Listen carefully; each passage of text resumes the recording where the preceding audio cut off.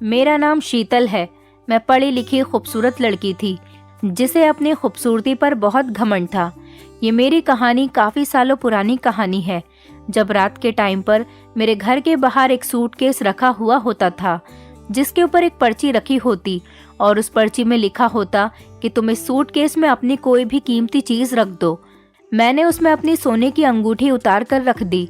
फिर उसके बाद जो हुआ उसको देखकर तो मेरी आंखें फटी की फटी रह गई थी। अब रोज़ यही होने लगा था। मैं अपनी कोई भी कीमती चीज़ उसमें डालती तो बदले में मुझे उसकी डबल चीज़ मिल जाती थी। मैं बहुत खुश होती थी क्योंकि मुझे सोना पहनने का बड़ा शौक था। अब मेरे पास अपनी पर्सनल कोई भी चीज़ नहीं बची थी।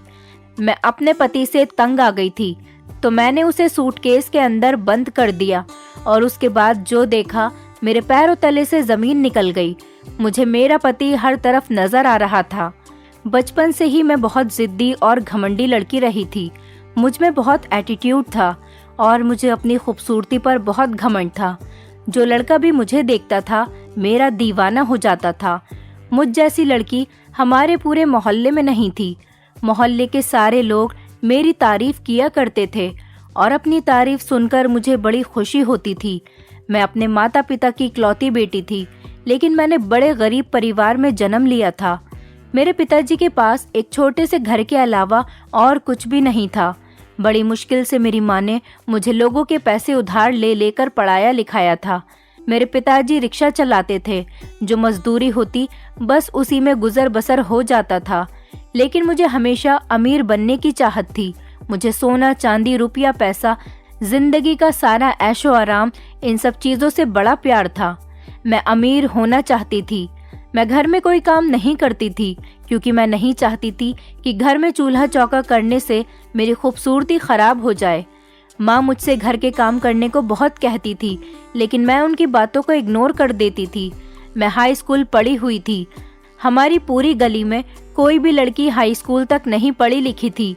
सिर्फ मैं अकेली थी जिसने हाई स्कूल किया था। इसलिए मैं अपने आप को बहुत ज़्यादा पढ़ा लिखा समझती थी क्योंकि हमारी गली में सारे लोग गरीब ही रहते थे। उनकी इतनी हैसियत नहीं थी कि वो अपने बच्चों को पढ़ा लिखा सके। वैसे तो मुझे भी पढ़ाई में कोई इंटरेस्ट नहीं था, लेकिन मेरी माँ की ज़ोर ज़बरदस्ती ने मुझे हाई स्कूल तक करवा दिया। मेरी माँ तो परेशानियाँ झेलकर मुझे इंटर भी कराना चाहती थी, लेकिन मैंने ही माँ से मना कर दिया कि बस मैं इतना ही पढ़ना चाहती हूँ, इतना ही बहुत है मेरे लिए। अब बस मैं घर में रहकर सारा दिन आराम करती रहती थी या फिर अपने घर के बराबर में रहने वाली अपनी फ्रेंड मीनाक्षी के पास चली जाती थी। मैं यही सोचती थी कि ये जो मेरे माता पिता का छोटा सा घर है ये भी तो मेरा ही है, लेकिन जब तक नहीं हो सकता जब तक मेरे माता पिता जिंदा हैं। मैं और मेरी फ्रेंड मीनाक्षी, हम दोनों एक ही साथ रहते थे, एक दूसरे से अपनी हर अच्छी बुरी बात शेयर करते थे। मेरे पिताजी मुझसे बहुत प्यार करते थे। माँ जब भी मुझे घर के किसी काम के लिए कहती तो पिताजी कहते, मेरी बेटी से घर का कोई काम मत करवाया करो, एक दिन विदा होकर अपनी ससुराल चली जाएगी तो वहाँ भी तो मेरी बेटी को जाकर काम ही करना है। मेरे पिताजी के लाड प्यार ने ही तो मुझे सर पर चढ़ा रखा था। मुझे भी अब आज़ाद और आवारा जिंदगी गुजारने की आदत पड़ गई थी। जैसा भी था, जिंदगी बहुत अच्छी गुजर रही थी। मैं अपनी जिंदगी में बहुत खुश थी। पिताजी तो कुछ नहीं कहते थे, मगर माँ मुझे हमेशा डांटती रहती थी और बातें सुनाती रहती थी कि सारा दिन फिजूल काम करती रहती है, कोई घर का काम भी कर लिया कर। लेकिन मैं अपनी माँ की बात को एक कान से सुनकर दूसरे कान को टाल दिया करती थी। मेरी चाहत थी कि मेरी शादी जिस लड़के से भी हो वो बहुत अमीर और स्मार्ट हो और उसके घर में नौकर चाकर काम करते हों, उसका बड़ा सा घर हो और बड़ी सी गाड़ी हो जहाँ पर मैं अपनी जिंदगी आराम से गुजार सकूं, क्योंकि मैं इस गरीबी भरी जिंदगी से तंग आ गई थी। मेरे पिताजी की इतनी मजदूरी नहीं थी जो वो मेरी ख्वाहिशों को पूरा कर सकते। मेरी ख्वाहिश होती थी कि मैं ब्रांडेड कपड़े पहनूं, ब्रांडेड मेकअप इस्तेमाल करूं और मेरी खूबसूरती और भी ज्यादा बढ़ जाए।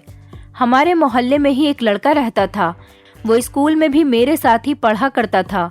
मेरी फ्रेंड मीनाक्षी का अफेयर उसके साथ चल गया था और उन दोनों की फैमिली को जब इस बारे में पता चला तो उनका रिश्ता भी लगा दिया गया था। मुझे यकीन नहीं आ रहा था कि मेरी दोस्त का इतनी जल्दी रिश्ता भी लग सकता है, क्योंकि उन दोनों ने बहुत कोशिश की थी और इतनी ज्यादा कोशिश के बाद आखिरकार उन दोनों की शादी होने जा रही थी। लड़का अच्छा था, जबकि मीनाक्षी मेरे जितनी खूबसूरत नहीं थी, लेकिन फिर भी दोनों के परिवार वाले उन दोनों के रिश्ते के लिए तैयार हो गए थे। वो लड़का कोई काम नहीं करता था, सारा दिन आवारागर्दी करता रहता था, पर वो देखने में बहुत खूबसूरत था।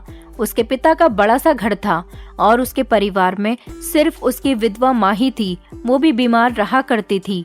जो कुछ भी था ले देकर उस लड़के का ही था। यही सोचते हुए मीनाक्षी के घर वालों ने उसका उस लड़के के साथ रिश्ता पक्का कर दिया था, क्योंकि उनकी बेटी को रहने के लिए बड़ा सा घर मिलने वाला था और शायद जब उस लड़के पर शादी के बाद जिम्मेदारी पड़ती तो वो अपनी आवारागर्दी भी छोड़ देता। 15 दिन बाद मीनाक्षी की शादी फिक्स हो गई थी। उसने अपनी शादी में मुझे भी इनवाइट किया था, क्योंकि वो मेरी बहुत अच्छी दोस्त थी और मैं तो उसके घर के सारे फंक्शंस में जाने वाली थी।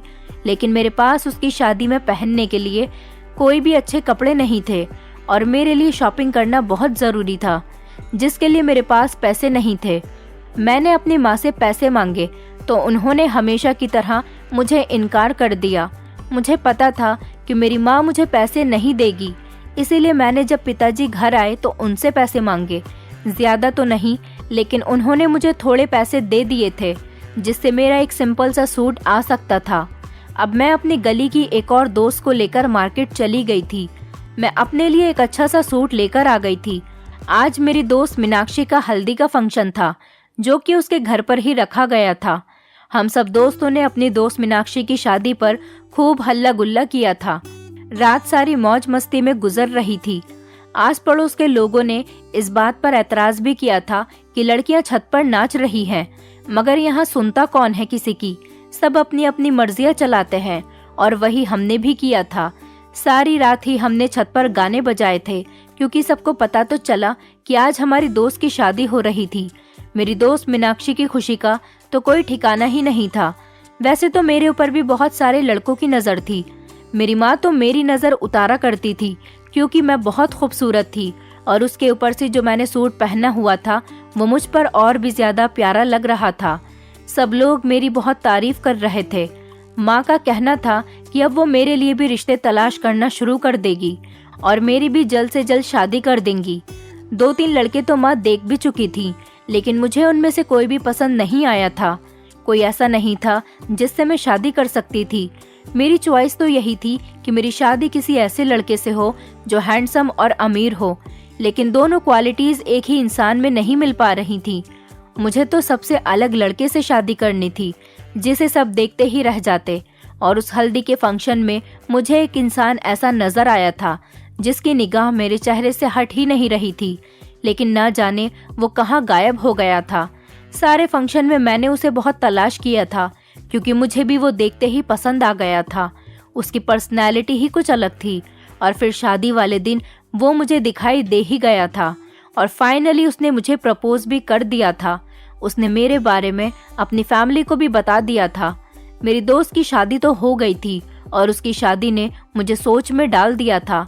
वो लड़का मेरे दिमाग से नहीं निकल रहा था। दिन रात मेरी आंखों के सामने उसी का चेहरा घूमता रहता था। और फिर एक दिन मैंने अपने माता पिता से कह दिया था कि मुझे एक लड़के ने प्रपोज किया है, शायद वो मेरे लिए रिश्ता भेज सकता है, क्योंकि उस दिन के बाद मेरा उस लड़के से कोई कांटेक्ट नहीं हुआ था। मेरे पास मोबाइल नहीं था, इसलिए मैं उससे कांटेक्ट नहीं कर सकती थी। मेरे पिताजी तो मेरे इस फैसले पर खुश हो गए थे, क्योंकि अभी तक घर पर जो भी रिश्ता आता था मैं उसे रिजेक्ट कर दिया करती थी। लेकिन माँ कुछ ज्यादा खुश नजर नहीं आ रही थी। उनका कहना था कि तुमसे घर के कोई कामकाज तो आते नहीं हैं, ससुराल जाकर तुम हमारा नाम डुबो दोगी। मेरी माँ ने कहा कि मैं तुम्हें घर का सारा काम सिखाना चाहती हूँ, ताकि उनको भी कुछ आराम की जिंदगी मिले। जब तक मैं हूँ उनको थोड़ा आराम दे सकूं। आखिर कब तक वो खुद ही घर का सारा काम करती रहेंगी। मगर मुझ पर अपनी माँ की बातों का कोई असर नहीं होता था। मुझे तो अपनी मनमानी करने की आदत हो चुकी थी। मुझे अब शादी करनी थी, वो भी उस लड़के से जिसको मैंने अपनी दोस्त की शादी में देखा था। मुझे वो लड़का देखने से ही अमीर लगा था और शक्ल से भी अच्छा था, इसलिए मुझे अब उससे ही शादी करनी थी। मेरे पिता का कहना था कि मैं उस लड़के से कह दूं वो मेरे घर रिश्ता लेकर भेज दे, लेकिन मेरी माँ थोड़ी कंफ्यूज थी। वो मेरी शादी इस लड़के से करने पर राजी नहीं हो रही थी, लेकिन मैंने अपनी माँ से साफ कह दिया था कि मैं शादी करूंगी तो इसी लड़के से करूंगी, वरना कहीं नहीं करूंगी। माँ ने मोहल्ले में सबसे पूछ लिया था, मगर किसी को भी उस लड़के के घर का कोई एड्रेस नहीं मिल पाया था। तभी मेरे माता पिता थककर अब खामोश हो गए थे। मेरे माता पिता ने कह दिया था कि अब हम तुम्हारी कहीं और शादी करवा देंगे, मगर मुझे तो एक जिद लगी हुई थी कि मुझे उसी लड़के के साथ शादी करनी थी। ये बात तो मैंने उसी दिन उसको देखकर ही सोच ली थी, और उस लड़के ने मुझे प्रपोज किया था तो दोबारा मुझसे कांटेक्ट करने की कोशिश भी नहीं की थी। न जाने उस लड़के में ऐसा क्या था जो मैं उसको देखते ही दीवानी हो गई थी। काफी कोशिश के बाद मुझे उस लड़के के बारे में पता चला तो मैंने अपने पिता को उस लड़के के घर पर भेज दिया। मेरे पिताजी ने बताया कि उस लड़के की माँ है जो कि विधवा है, उसके पिता नहीं है और आती जाती भी नहीं है। वो अपने माता पिता का इकलौता बेटा है। लड़का तो मेरे पिताजी को भी बहुत पसंद आया था और उन्होंने माँ को भी मना ही लिया था। अब मेरे माता पिता उस लड़के के घर जाकर रिश्ता पक्का कर कर आ गए थे। मैंने अपने माता पिता से शादी जल्दी करने के लिए कहा था, क्योंकि मैं अब इस गरीबी भरी जिंदगी से बहुत बोर हो गई थी, और उस लड़के की माँ को भी इस बात पर कोई एतराज नहीं था, और जल्दी ही हमारी शादी की डेट भी फिक्स हो गई थी। माँ के कई बार कहने पर भी मैंने पिताजी से लड़के के बारे में छानबीन निकालने के लिए नहीं जाने दिया था, और बस शादी करने के लिए ही कहा था। और अब शादी की तैयारियां घर में शुरू हो गई थी। मेरी माँ ने मेरे दहेज के लिए काफी कुछ इकट्ठा किया हुआ था, लेकिन मुझे तो ओल्ड फैशन सामान नहीं चाहिए था। इसीलिए मैंने अपने पिता से कहकर नया सामान मंगवाया था, और सारा सामान मेरी मर्जी का ही था। मेरे पिताजी ने घर के कागज गिरवी रखकर मेरी शादी के लिए लोन ले लिया था, और उन्हीं पैसों से मेरी शादी हो रही थी, और हर चीज एक से एक बढ़कर थी। देखने वाले भी मेरे दहेज की तारीफ कर रहे थे कि इतने गरीब आदमी ने अपनी बेटी का कितना अच्छा दहेज इकट्ठा किया था। आखिर मैं अपने माता पिता की इकलौती बेटी थी, वो मेरे लिए इतना तो कर ही सकते थे। मेरे पिताजी बहुत अच्छे थे, वो मेरी हर ख्वाहिश को पूरा कर दिया करते थे, लेकिन माँ बड़ी सोच समझकर चलती थी। वो तो पिताजी को घर के पेपर्स भी गिरवी रखने के लिए मना कर रही थी, लेकिन मेरे पिताजी का कहना था कि मेरा सब कुछ मेरी बेटी का ही तो है, मेरी एक ही तो बेटी है, मैं इसके लिए नहीं करूं तो फिर किसके लिए करूंगा। माँ ने तो बहुत कोशिश की थी कि वो पिताजी से कम ही पैसे खर्च करवाए, मगर पिताजी हमेशा मेरा ही साथ दिया करते थे, और अब भी उन्होंने मेरा ही साथ दिया था। और मेरे पिताजी के सामने माँ की नहीं चलती थी, इसलिए उनको पिताजी की सारी बातें माननी पड़ती थी। मेरी शादी पर मेरे पिताजी का बहुत खर्चा हुआ था, लेकिन मेरी खुशी के लिए उन्हें ये सारा खर्च बर्दाश्त करना पड़ा था। शादी खूब धूमधाम से हुई थी और मैं विदा होकर अपनी ससुराल चली गई, मगर अपनी ससुराल और अपना पति देखकर मैं बड़ी हैरान रह गई थी कि ये वो लड़का नहीं था जिसको मैंने पसंद किया था, और ना ही ये वो था जिसने मुझे प्रपोज किया था। मुझे तो उस लड़के के साथ शादी करनी थी, आखिर ये कौन है। लेकिन आज रणवीर को अपने सामने देखकर मुझे बहुत गुस्सा आया था। रणवीर वो लड़का था जिसके साथ मेरी अब शादी हुई थी। मैंने जल्दबाजी में गलत कदम उठा लिया था, और फिर मेरा ससुराल का घर भी बहुत छोटा था। मेरी चाहत तो कुछ और थी।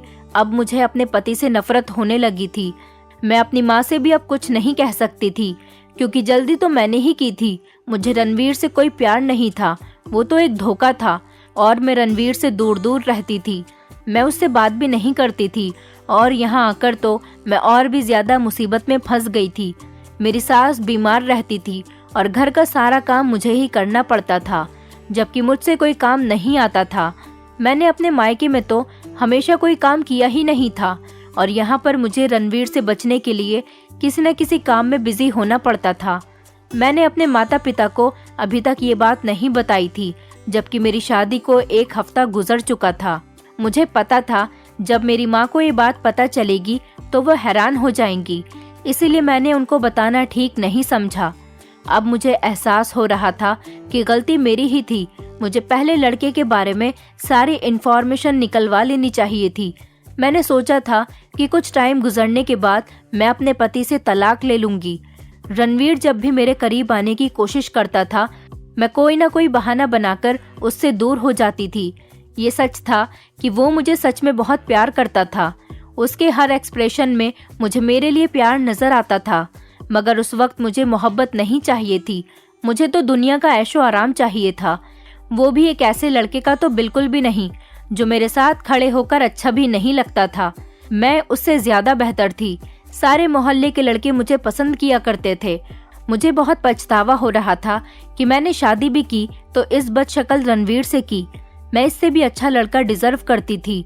अब मुझे खुद के किए हुए इस फैसले पर बहुत गुस्सा आता था कि अगर मैंने तब होश से काम लिया होता तो आज मुझे ये दिन न देखना पड़ता। मुझे रणवीर से दिन ब दिन नफरत होने लगी थी। मैं उसको अपने पास जब भी देखती थी मुझे यही लगता था कि ये मुझे डिजर्व नहीं करता। मुझे इससे भी ज्यादा बेहतर लड़का मिल सकता था। उसे मुझसे कोई मोहब्बत नहीं मिल पा रही थी और मैं हमेशा उसके साथ गलत बिहेव करती थी।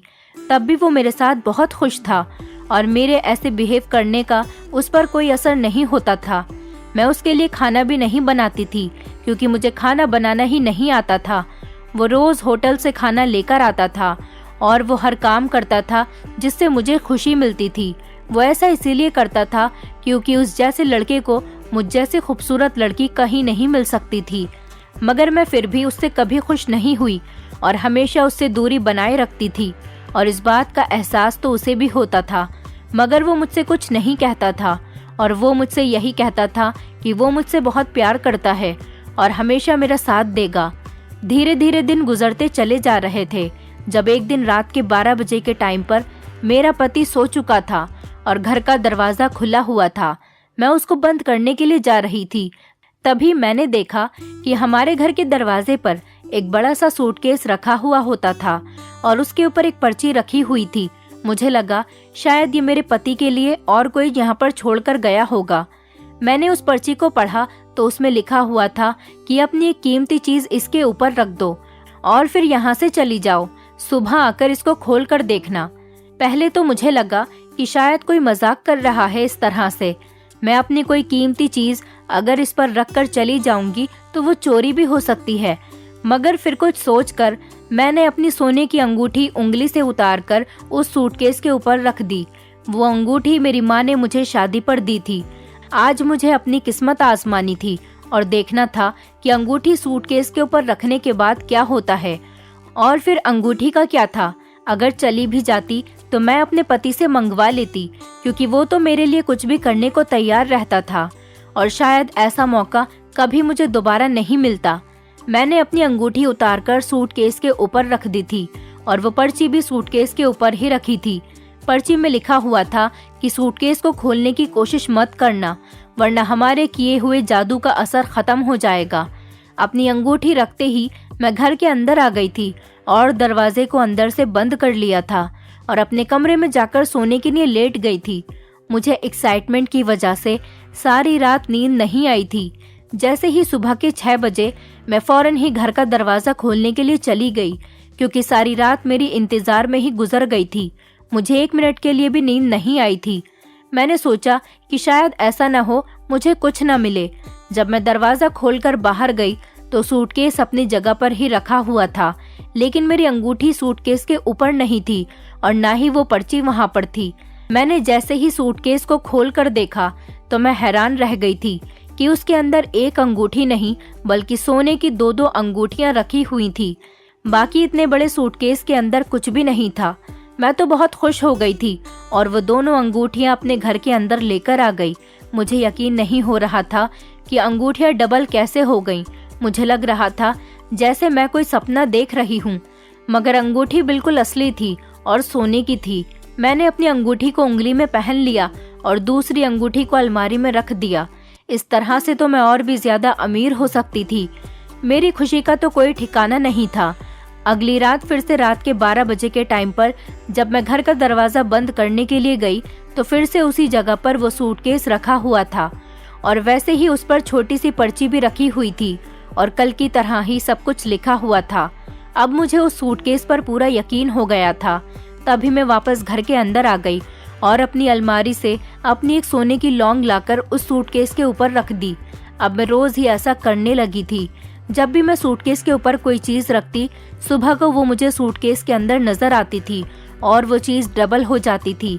इस तरह से मेरे पास काफी सारा सोना इकट्ठा हो गया था और मैं उसके अंदर कोई ना कोई अपनी कीमती चीज डाल देती। सोना ही नहीं बल्कि मैं अपने थोड़े बहुत पैसे भी उसमें डाल दिया करती थी, जो मुझे सुबह को डबल हुए मिलते थे। ना जाने मेरे साथ ऐसा क्यों हो रहा था। मैंने इस बात को इग्नोर किया क्योंकि इसमें मेरा ही फायदा हो रहा था। मैं रोज घर से शॉपिंग करने के लिए निकल जाती थी और उन पैसों से पार्लर भी जाती थी। धीरे धीरे मेरे सपने पूरे होने लगे थे, लेकिन एक एक करके मेरी जितनी भी कीमती चीज थी वो सारी मेरे पास से खत्म हो चुकी थी। मुझे समझ नहीं आ रहा था कि मैं अब इस सूटकेस में क्या डालूं, और दूसरी तरफ मुझे रणवीर से भी अपनी जान छुड़ानी थी। इसलिए एक दिन मैंने सोचा कि क्यों ना मैं सूटकेस के अंदर किसी दिन अपने पति को ही बंद कर दूं। इससे मेरा भी काम हो जाएगा और मेरी जान भी छूट जाएगी। वैसे भी मैं अब उससे तंग आ गई थी, मैं उसके साथ नहीं रहना चाहती थी। इसलिए मुझे ये आइडिया अच्छा लगा था और मैंने एक दिन रात को अपने पति के लिए चाय बनाई और उसमें नींद की दवाई मिला दी ताकि वो रात को गहरी नींद में सो सके। और उसके सोने के बाद मैं उसको घसीटती हुई दरवाजे तक लेकर आई और किसी तरह से उसको सूटकेस के अंदर बंद कर दिया और दरवाजा बंद करके मैं अपने कमरे में आकर सो गई थी। वैसे हर कीमती चीज सूटकेस के ऊपर रखी जाती थी, लेकिन मैंने अपने पति को सूटकेस के अंदर बंद कर दिया था।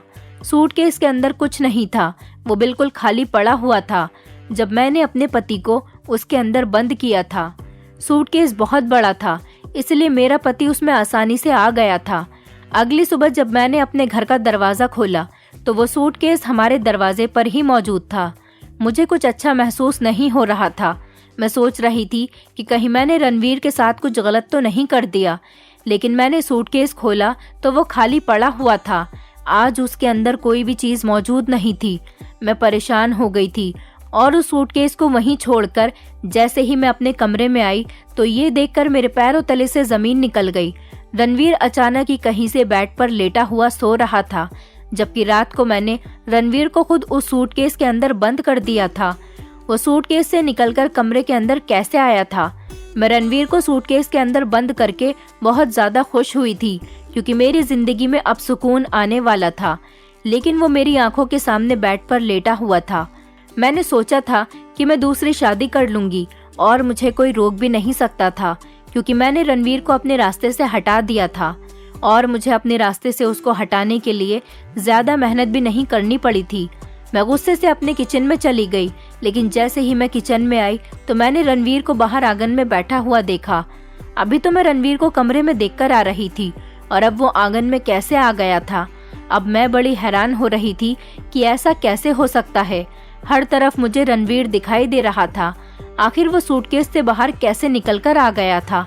जो भी था, रणवीर ऐसे जिंदा और बाहर कैसे? हर तरफ मुझे नजर आ रहा था।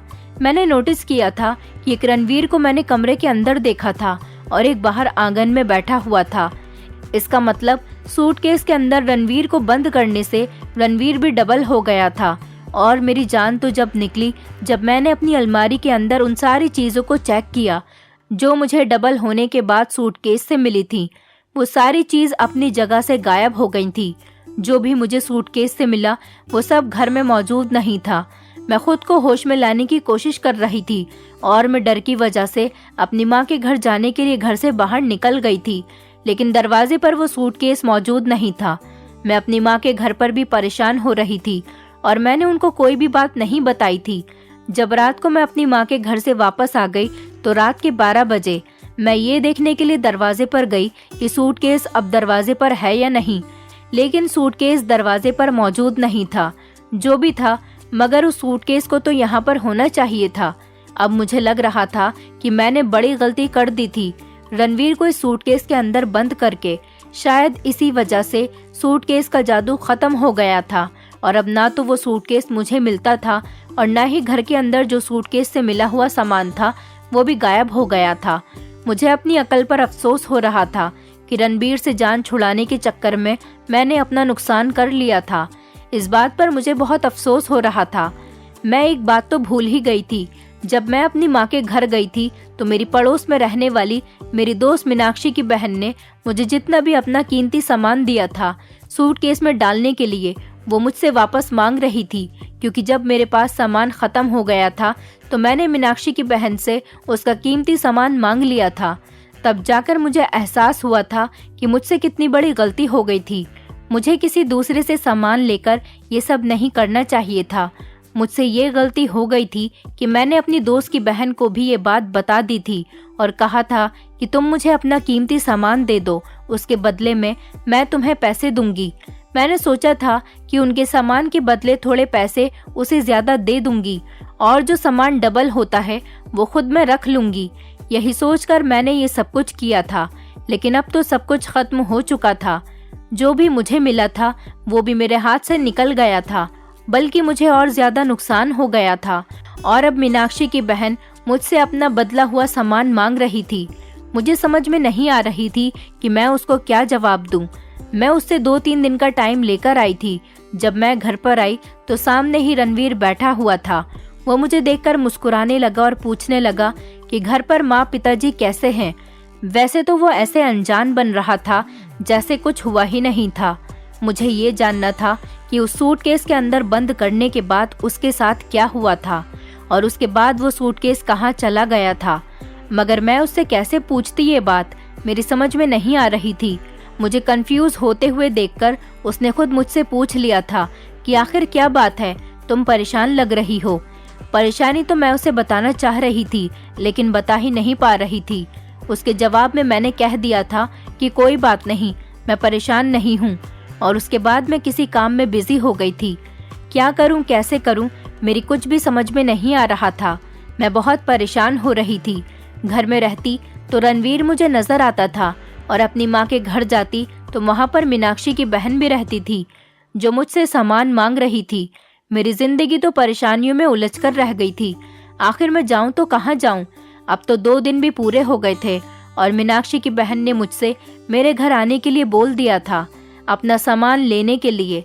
अब मैं उसको क्या बताती कि सारा सामान गायब हो गया है। अब मैं उसके पैसे कैसे वापस करती।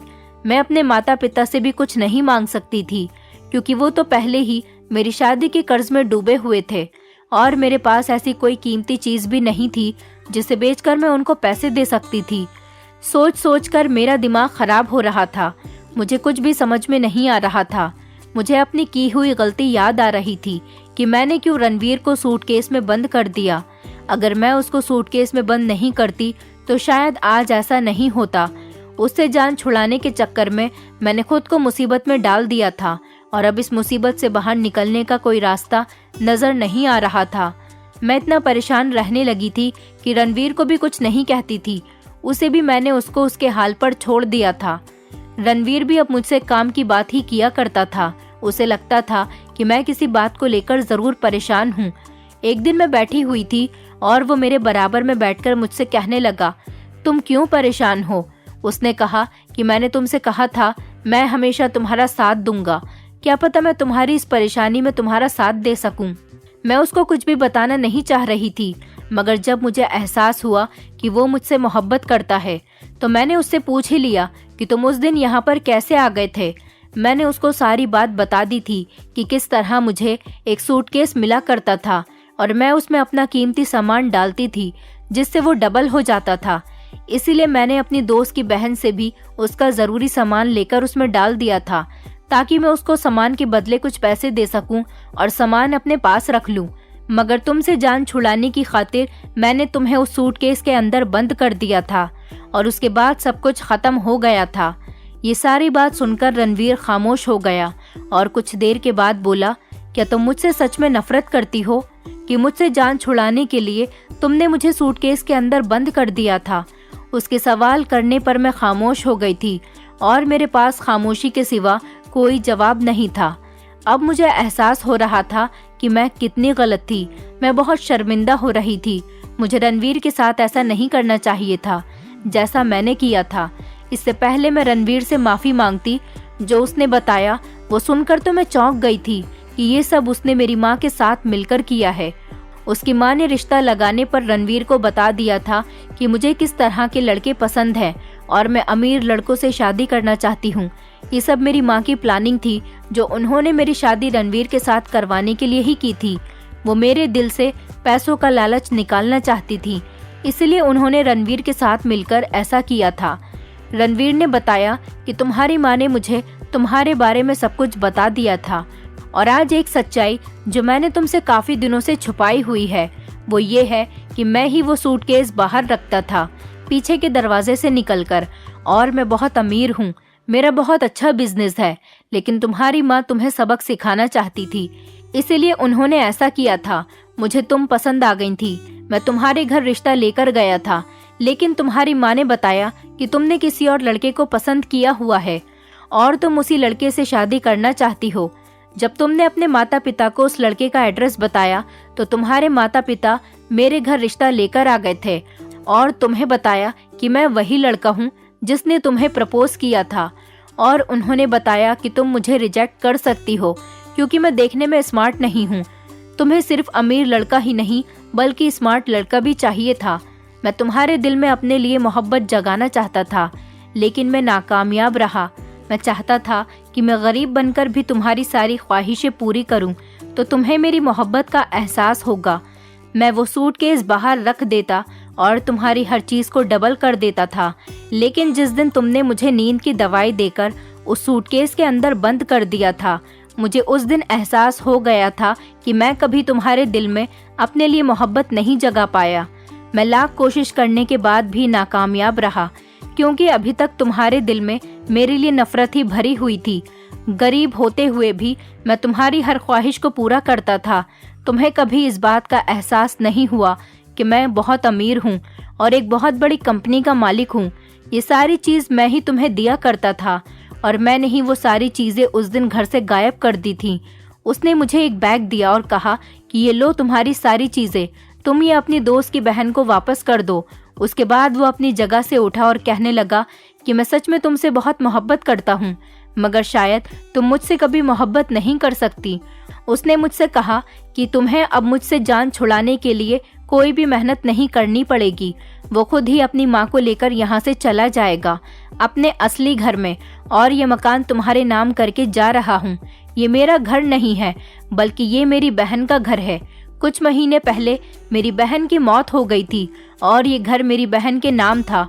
उसकी बहन के पति ने इस घर को गिरवी रख दिया था, जो कि रणवीर ने छुड़ाकर अपने नाम करवा लिया था, और अब वो ये घर मेरे नाम करने को कह रहा था क्योंकि मुझे पैसों का बहुत लालच था।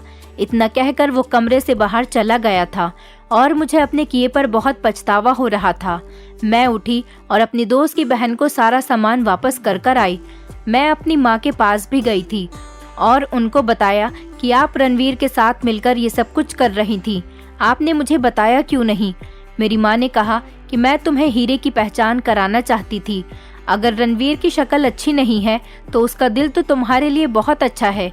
वो तुम्हारा कितना ख्याल रखता है। तुमने कभी उसकी कदर नहीं की। तुमने उसकी कदर इसलिए नहीं की क्योंकि वो अमीर और खूबसूरत नहीं था। वो अमीरी और खूबसूरती का लालच निकालने के लिए ही तुम्हारी खातिर गरीब बन गया था, लेकिन तुमने उसकी फिर भी कदर नहीं की। माँ की बातें सुनकर मुझे बहुत शर्मिंदगी महसूस हो रही थी। मैंने रणवीर के साथ सच में बहुत गलत किया था। उसको अभी भी मेरा ही ख्याल था, तभी तो वो अपनी बहन का घर मेरे नाम करके चला गया था। वो मुझसे कितना प्यार करता था और मैंने उसके प्यार की कदर नहीं की। वो चाहता तो मुझे और अच्छा सबक सिखा सकता था, लेकिन उसने ऐसा नहीं किया, बल्कि उसने मेरा ही फायदा देखा। अब मुझे एहसास हो गया था कि मैं कितनी गलत थी। मुझे रणवीर से माफ़ी मांगनी थी। मैं फौरन अपने कमरे से उठी और उससे माफ़ी मांगने के लिए उसकी माँ के कमरे में गई। वो अपनी माँ का सामान पैक कर रहा था। वो इस घर से जाना चाहता था। मैंने उसको रोक लिया और उससे माफ़ी मांगी। मैंने उसको यकीन दिलाया कि आज के बाद मैं कभी भी अपने मन में लालच नहीं रखूंगी, और अगर तुम्हें मेरी बात पर यकीन ना आए तो मैं सारी जिंदगी इस घर में ही गरीब रणवीर की पत्नी बनकर गुजार दूंगी, क्योंकि मैं अब कुछ भी करके रणवीर का साथ नहीं छोड़ना चाहती थी। मुझे अब सिर्फ उससे मोहब्बत थी। मुझे नहीं पता था कि मुझसे भी कोई इतनी मोहब्बत कर सकता है कि वो मेरी ही खुशी की खातिर सब कुछ जानते हुए भी सहन करता गया। मैंने रणवीर से कहा, मैं कसम खाती हूँ, मुझे तुम्हारे सिवा कुछ नहीं चाहिए। मुझे सिर्फ तुम्हारा साथ चाहिए। ऐसा मैं इसलिए नहीं कह रही हूँ क्योंकि मुझे तुम्हारी हकीकत का पता चल गया। बल्कि इसीलिए कह रही हूँ, मुझे तुम्हारी मोहब्बत का अंदाजा हो गया। मैं भी तुमसे मोहब्बत करने लगी हूँ और शायद मैं तुम्हारे बिना अब नहीं रह पाऊंगी। रणवीर ने जो घर के पेपर्स मेरे हाथ में दिए थे और उस घर को मेरे नाम कर दिया था, वो पेपर्स मैंने फाड़ कर फेंक दिए। रणवीर ने मुझे माफ कर दिया था और रणवीर की माँ ने भी। रणवीर को समझाया था कि बहू को समझ आ गई है, बस अब इसको तंग ना करो। रणवीर ने मेरे ऊपर से खूबसूरती का और अमीरी का घमंड उतार दिया था। आज मेरी शादी को 10 साल हो गए। मैं अपने पति के साथ बहुत खुश हूँ और मेरे पास 2 बेटे भी हैं। मेरे पति दुनिया के सबसे अच्छे पति हैं। मुझे दुनिया के ऐश की जरूरत नहीं, सिर्फ अपने पति के प्यार की जरूरत है। इसलिए तो कहते हैं कि लोगों की कदर करना सीखो। दोस्तों, उम्मीद करती हूँ आपको हमारी कहानी पसंद आई होगी।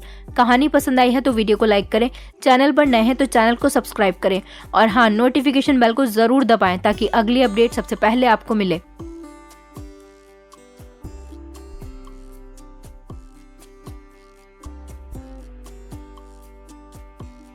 हेलो दोस्तों, स्वागत है आपका हमारी आज की इस वीडियो में। मेरा नाम अंजलि है। ये कहानी मेरे घर की नौकरानी की है जो हमारे घर में काम किया करती थी। वो 16 साल की उम्र में ही हर 1 साल बाद जुड़वा बच्चे को जन्म देती थी, जबकि उसकी शादी भी नहीं हुई थी। वह तो अभी तक कुंवारी थी जब मेरी माँ उससे पूछती थी कि बताओ ये पाप किसने किया है और ये पाप किसके नाम का है, तो वह नौकरानी रोते हुए मेरे पिताजी पर इल्जाम लगाती थी। और जब पिताजी से मेरी माँ पूछती थी तो पिताजी कहते कि ये सब झूठ है और इस नौकरानी को बहुत डांट भी लगाते थे कि तुम किसी का गुनाह छिपाने के लिए मुझ पर इल्जाम क्यों लगा रही हो।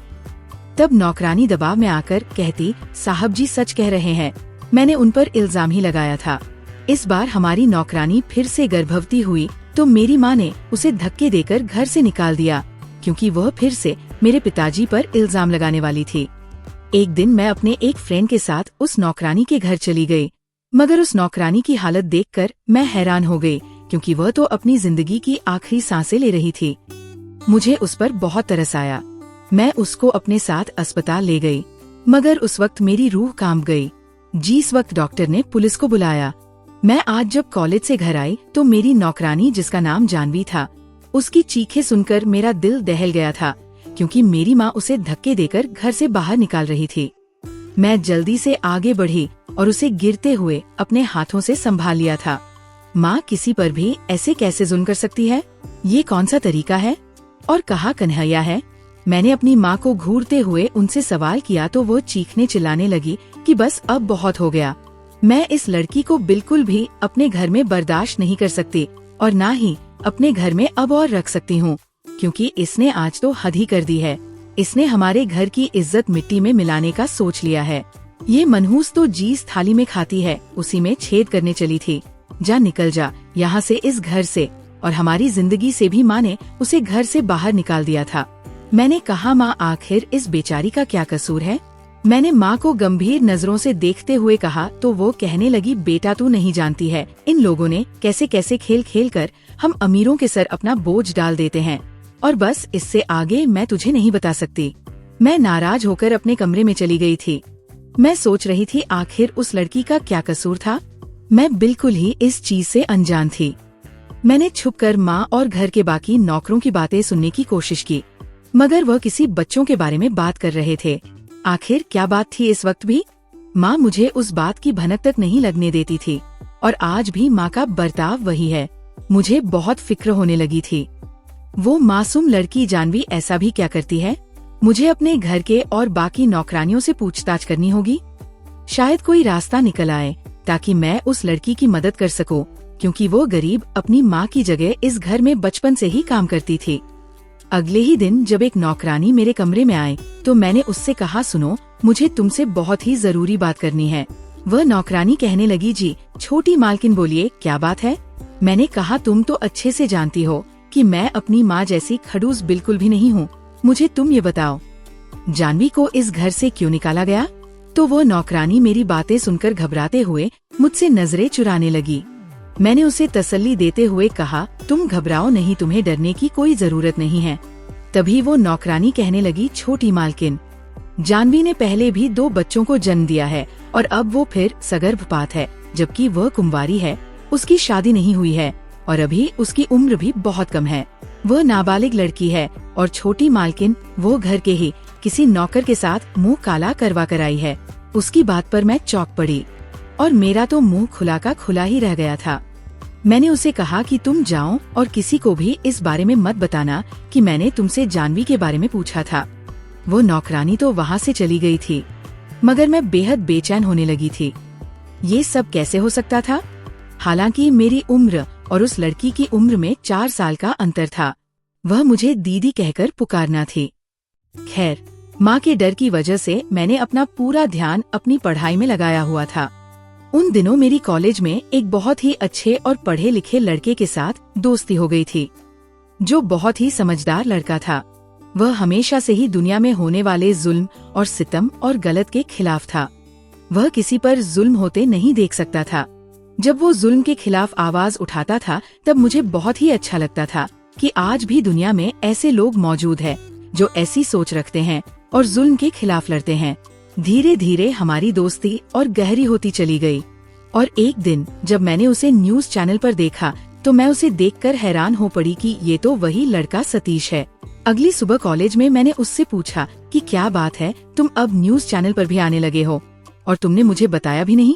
सतीश मुस्कुराते हुए मुझे देखने लगा और बताने लगा कि असल में वह चैनल उसके चाचा का है और पहले भी वो कई बार उस चैनल पर प्रोग्राम कर चुका है। सतीश ज्यादातर औरतों के साथ हुए जुल्म पर बात किया करता था, क्योंकि हर दूसरे तीसरे दिन सतीश को ऐसे केस मिल ही जाते थे। मैं एक दिन कॉलेज से वापस घर लौट रही थी तो अचानक मुझे बाजार में जानवी नजर आई। मैंने उसका पीछा करना शुरू कर दिया। सोचा कुछ देर उससे बातचीत तो कर लूं। काफी वक्त गुजर गया है, मैंने तो उसे पलटकर देखा भी नहीं है। उसके और मेरे बीच बहुत अच्छी दोस्ती भी थी। मैं उसके पीछे पीछे चल पड़ी थी। उसको नहीं पता था कि मैं उसके पीछे हूँ। जानवी अपने घर में दाखिल हुई तो मुझे बहुत ही हैरत होने लगी। उस बेचारी का घर तो इतना छोटा था कि घर में 2 चारपाई और जरूरत के मुताबिक कुछ सामान थे। मैं तो सोच के हैरान रह गई कि ये लोग कैसे अपनी जिंदगी का गुजारा करते होंगे।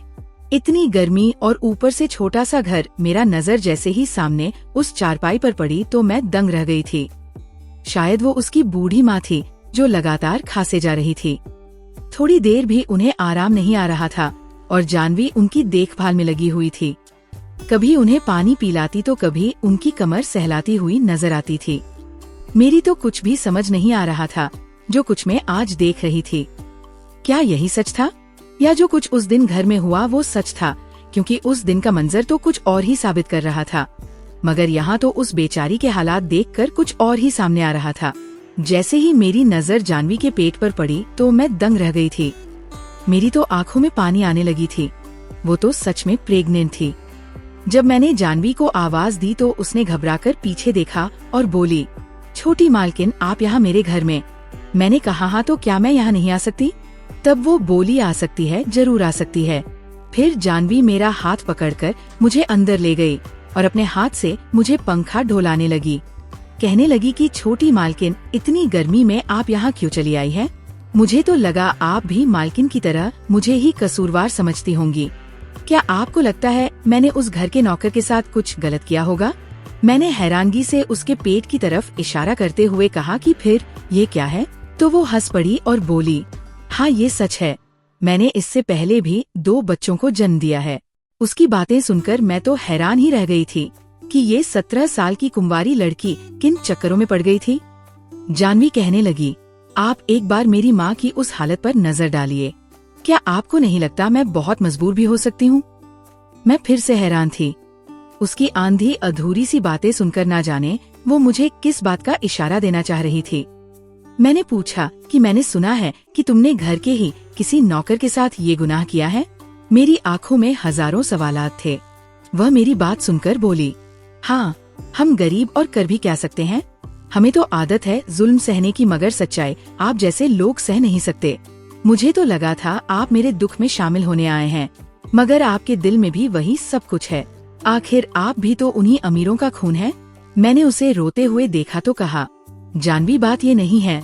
यहाँ मैं इस इरादे से बिल्कुल भी नहीं आई हूँ कि तुम्हें इल्जाम लगाऊं। मैं तुम्हारा दिल नहीं दुखाना चाहती थी और ना ही तुमको कोई दुख पहुँचाने यहाँ आई हूँ। ये सारी हकीकत मैं तुमसे जानना चाहती हूँ। जानवी ने कहा, आप जानना चाहती हैं ना, तो आप सब्र करिए, वक्त और हालात आपको सारी सच्चाई बता देंगे। अभी ये सही वक्त नहीं है, क्योंकि हकीकत जानने के लिए बहुत बड़ा दिल चाहिए।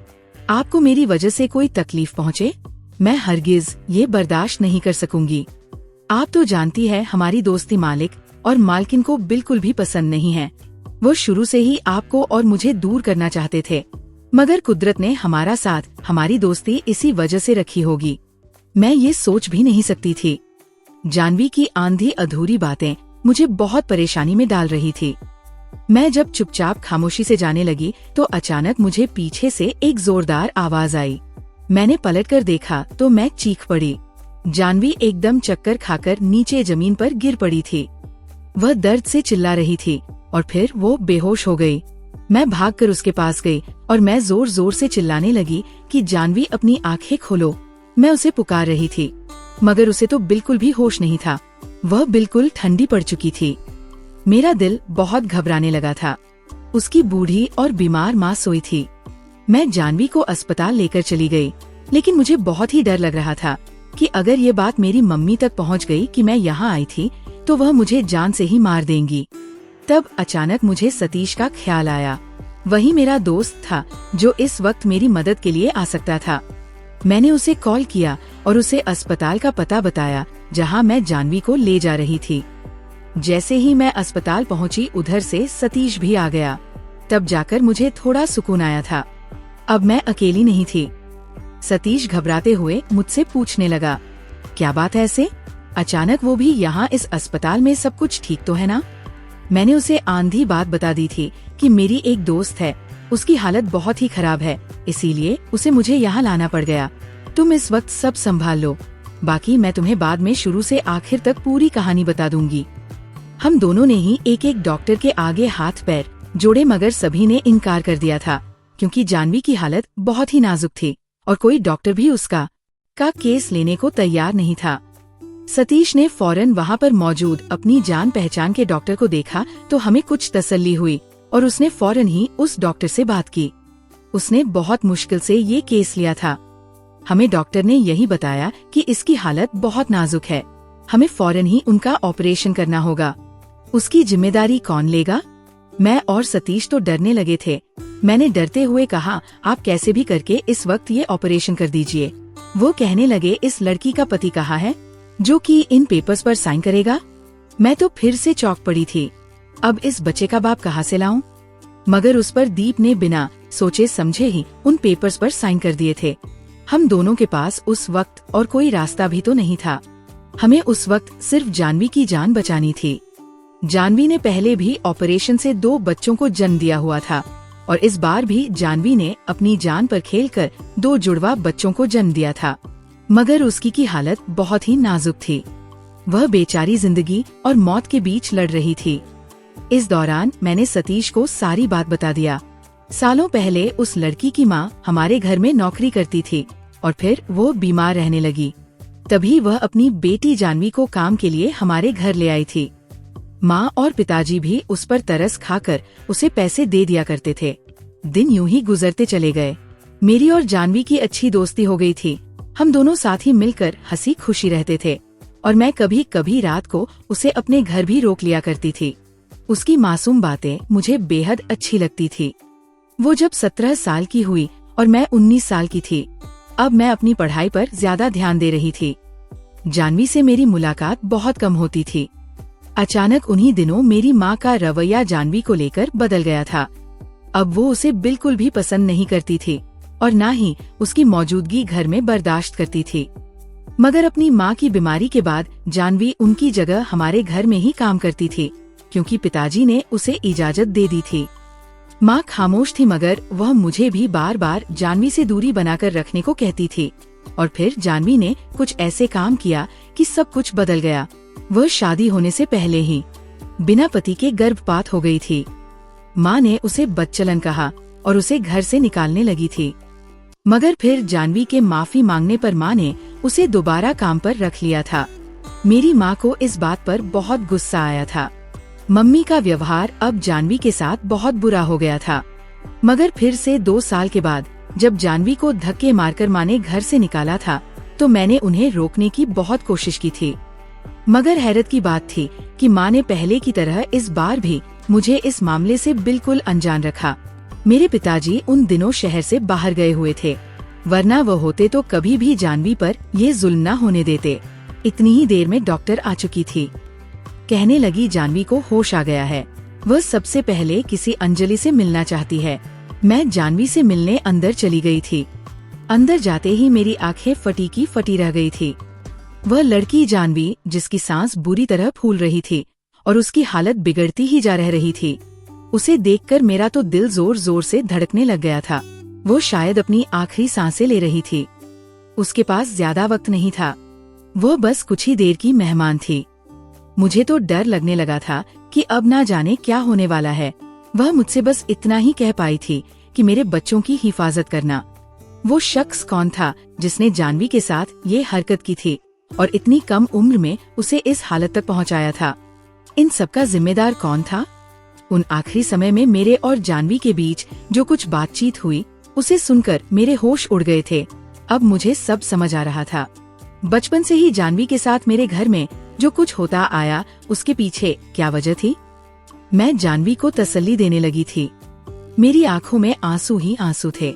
मैंने कहा, तुम ठीक हो जाओगी, तुम्हें कुछ नहीं होगा। और ये बताओ, वह तुम्हारे पहले वाले 2 जुड़वा बच्चे कहाँ है? जल्दी बताओ।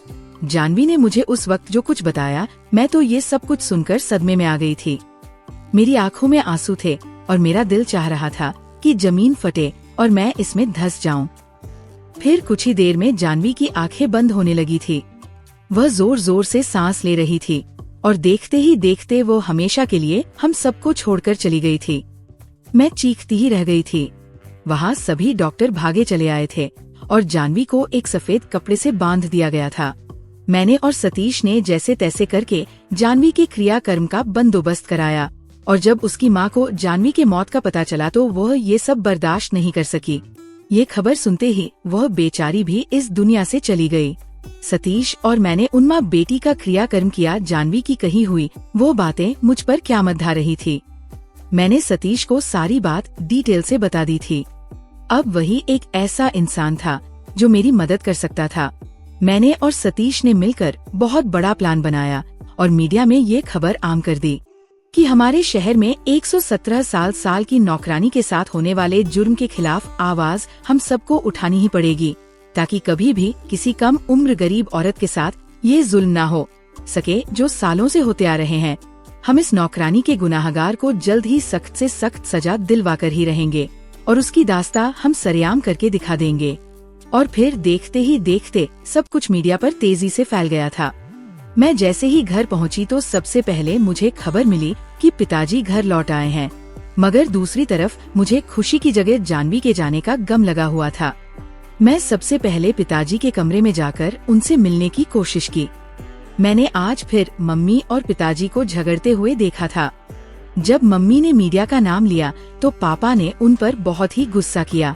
आखिर वो दोनों किस बात को लेकर इतनी बहस कर रहे थे? मुझे देखते ही माँ और पापा खामोश हो गए थे और मुझे पापा ने अपने गले से लगाया और खूब प्यार किया। मैंने दूसरे ही दिन सतीश को फोन किया और सबसे पहले मैं अपनी मामा के घर चली गई थी।